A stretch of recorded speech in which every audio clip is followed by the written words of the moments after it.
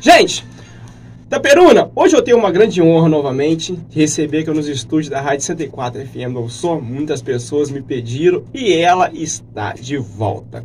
Ela que protagoniza a política de Cardoso Moreira, é uma pessoa deslumbrante, uma simpatia viva. Eu estou frente a frente com a doutora Ângela Campos. Doutora, muito bom dia. Muito bom dia, meu amigo Irlan Lázaro. Bom dia, Itaperuna, né? Não posso deixar de parabenizar por este dia tão especial. Aliás, a cidade está em festa. Quero parabenizar também o prefeito Nel, onde estive no show, né, do Felipe Araújo. Aliás, um evento extremamente organizado. Então, não poderia deixar aqui de parabenizar a Prefeitura de Itaperuna, bem como seu staff administrativo e a você, ouvinte aqui da rádio. Muito obrigada pela audiência. Acompanhe toda essa entrevista, porque hoje promete. Algumas pessoas comentaram no meu story durante a semana e falaram assim: essa entrevista é a entrevista bombástica do mês. Eu falei assim: eu não tenho dúvidas disso. Doutora, sem mais perca de tempo, o ano é 2025. Ano passado nós tivemos uma entrevista aqui que pegou fogo. Esse estúdio parecia que estava voando, parecia até a NASA. Gente, o ano 2025, percebemos a Vossa Excelência muito ativa ainda acerca da cidade de Cardoso Moreira.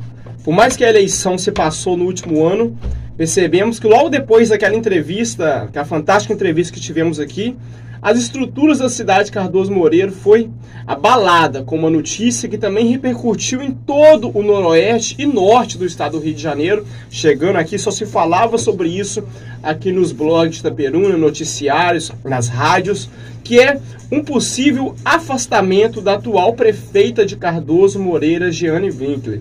E todas as notícias a noticiavam e colocavam você como a grande personagem disso, a grande pessoa que estava por trás disso. O que você tem a nos dizer? Realmente você é a pessoa que pediu a cassação da prefeita Jeane? Eu me recordo que na nossa última entrevista, né, eu já falava sobre a AIGE e eu falava que a prefeita seria cassada, né? Isso porque eu sou advogada e eu entendo que, por mais que esteja já enraizado, né, na cabeça do brasileiro, principalmente aqui no interior, né, Cardoso Moreira é um município aí com menos de 13 mil habitantes, onde as pessoas não creem mais na justiça. As pessoas acreditam que quando você está do lado de grandes políticos, esses grandes políticos vão manipular o judiciário, consequentemente manipularão o resultado de qualquer decisão judicial. Eu, enquanto advogada, eu tenho o dever de fazer a justiça acontecer. E no ano de 2024 eu fui vítima, né, da prefeita Jeane, e eu me recordo de ter dividido isso aqui com você, de toda a perseguição. Eu fui perseguida. Ela utilizou funcionários, né, públicos, comissionados, para poder fazer a política suja dela. Ela utilizou toda uma máquina, uma estrutura, montou um grupo tático de monitoramento. Essas palavras foram utilizadas, né, pelas testemunhas, inclusive dela, que acabaram confessando isso, né, um grupo de monitoramento para me perseguir. Ou seja, a disputa eleitoral, para mim, que era candidata a vereadora, e eu estou frisando isso porque eu não concorri a prefeita, eu concorri a vereadora.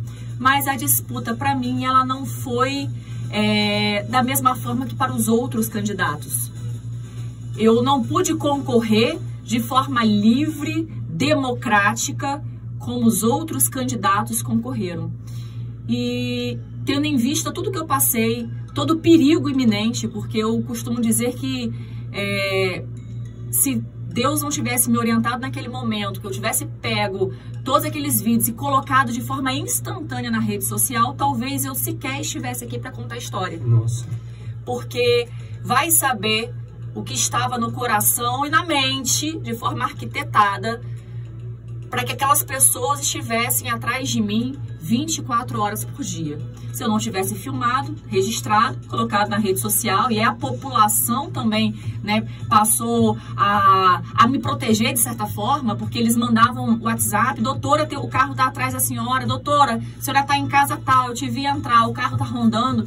Se eu não tivesse essa proteção, talvez eu não estivesse aqui, né? Eu sou mãe de 4 filhos, eu acho que tudo na vida tem limite, a política também tem limite, não vale tudo na política. Mas, juridicamente falando, eu sou advogada eleitoral e sou vítima. Então, após o resultado das eleições, né, passado aquele período onde eu disse pro meu grupo, pra minha coordenação, eu preciso de pelo menos 7 dias de luto, eu preciso processar, digerir aquilo tudo. Até porque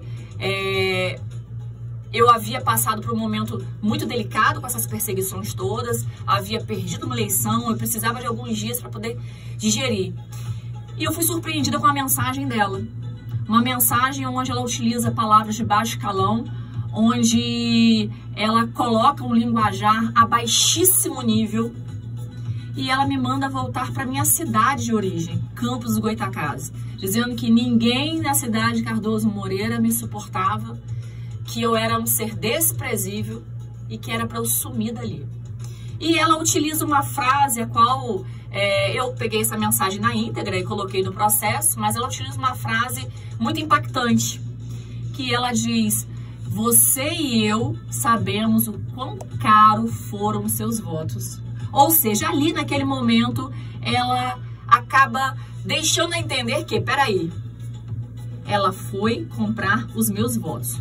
E no processo eu consegui provar também, né, a compra de voto, ou seja, ela viu uma casa, se aquela casa tivesse meu adesivo, se aquela casa tivesse eleitor meu, eu nunca escondi, minha campanha foi pública, foi de rede social, foi de pé no chão, foi de casa em casa, mas muita rede social, então as pessoas acompanhavam que eram os meus eleitores. Eu acabei entregando, né, o jogo para ela.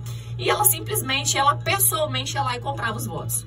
Mas o motivo da cassação, pasme você, embora eu tenha recorrido desse ponto, o Ministério Público também tenha recorrido desse ponto, e a Procuradoria Geral, ou seja, o Ministério Público lá do TRE, Procuradoria Geral, tenha opinado para que ela também seja condenada por abuso de poder econômico por compra de voto, que ela foi absolvida aqui em primeiro grau. A condenação dela foi pela perseguição, foi pela intimidação, foi pela coação, por utilizar a máquina pública, por coagir candidata a impedi-la, né, de concorrer de forma livre e espontânea. Porque uma coisa, irmã, é eu perder a eleição porque eu sou uma política ruim, porque eu não visitei, porque eu não tenho boas propostas, e aí eu perdi. Outra coisa é eu ser impedida de fazer campanha porque a atual prefeita não queria que eu ganhasse. Porque a atual prefeita fazia reunião, perdia o tempo dela. Repito, não era candidata a prefeita, eu era candidata a vereadora. Mas ela perdia o preciosíssimo tempo dela falando: qualquer um pode ganhar a eleição, menos doutora Ângela. Então, decisão de primeiro grau foi brilhante, doutor Rodrigo Pinheiros, né, foi extremamente assertivo, salvo nesse ponto do abuso de poder econômico que nós recorremos, e lá em cima tem parecer favorável para acatar o nosso recurso, e o Ministério Público Eleitoral também recorreu, porque o Ministério Público também entende pelo abuso de poder econômico. A prefeita Giane Wickler teve a decisão de primeiro grau pela cassação do seu diploma por abuso de poder político. E aí eu deixo uma reflexão aqui para todo itaperunense, que não vale tudo na política. Aliás, nem na vida, não vale tudo. Até que ponto você tem que reconhecer que até aqui eu vou, daqui em diante, deixa ela fazer o próprio caminho dela, né? Ela tirou a possibilidade de eu ser eleita e, consequentemente, o judiciário tirou o diploma dela. Nossa, mas a gente podemos, esses próximos estágios dessa cassação, já existe dados, já existe um cronograma, a gente podemos realmente esperar. Existem pessoas que já calculam, tentam arquitetar que até no final de alguns anos após ser caçada? Isso existe já, doutora? Então, na verdade, quando da sentença, né, e aí a cidade, ela parou, a região realmente parou, todos os jornais noticiaram, até porque eu sou uma pessoa que eu venho da cidade de Campos do Goytacazes, um município grande, um município com mais de 600 mil habitantes, e as pessoas de Campos acompanharam aquilo tudo e ficaram muito apavoradas com o que estava acontecendo. Da mesma forma, Italva, Itaperu, na região noroeste, sim. né? Todos estavam, inclusive, extremamente preocupados. Eu fui num evento essa semana, em homenagem ao Dia das Mães, na cidade de Campos, promovido pelo Instituto Sauana, e a esposa de um vereador, né, um vereador de mandato, já está no seu segundo mandato, eles vieram conversar comigo e a esposa dele é uma pessoa muito querida, e ela me abraçou e ela só falou o seguinte: eu fiz, né, chamei o meu esposo, não vou citar o nome dele aqui, chamei o meu esposo e fiz um levantamento de oração lá em casa, porque nós temíamos pela sua vida. Doutora, esquece, você está aqui hoje. E eu falo que nós dois temíamos pela sua vida. A gente fez um levante lá em casa, foi a expressão que ela usou. A gente fez um levante, né, de oração, um levante com Deus, porque nós temíamos pela sua vida, pela sua segurança. Então, a região entendeu que aquilo tudo que eu vivi foi muito grave. Então, quando dá sentença de primeiro grau, só se falava nisso.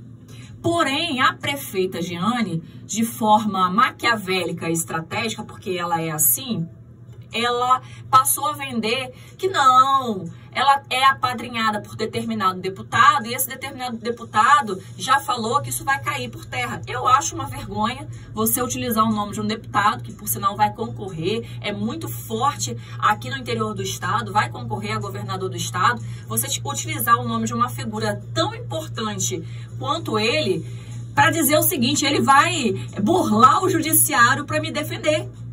Ou seja, você acaba dando descrédito a uma figura tão importante quanto ele é.